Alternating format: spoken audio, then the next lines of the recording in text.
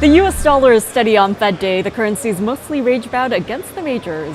This afternoon's FOMC statement will be monitored for any clues on how officials discuss inflation.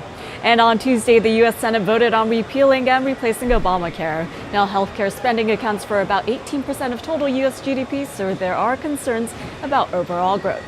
And speaking of growth, the UK was the first of the G7 nations to report on Q2 GDP.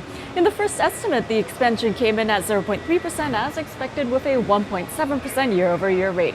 Meanwhile, CPI in Australia rose 0.2% in Q2, which was weaker than expected. Adding pressure to the Aussie dollar, RBA Governor Philip Lowe stated that he is very comfortable with low policy rates. It is fairly quiet on U.S. data so far, but new home sales and EIA figures are on tap for this morning. And at 2 p.m., the FOMC announcement is set for release.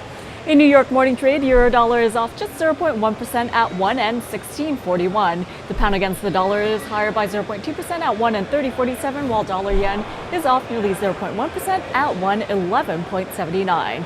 Now, the Australian currency against the U.S. currency is in the spotlight, and on an intraday basis, it is under pressure. Now, trading central analysts do prefer short positions below 0.7940, with targets standing at 0.7875 and 0.7840 in extension. Moving on to precious metals, they are lower this morning. As for spot gold, the downside does prevail. Trading central analysts prefer short positions below 1252.50, with targets standing at 1242 and 1239 in extension. Spot silver is under pressure this morning, off 0.7%, trading at $16.42.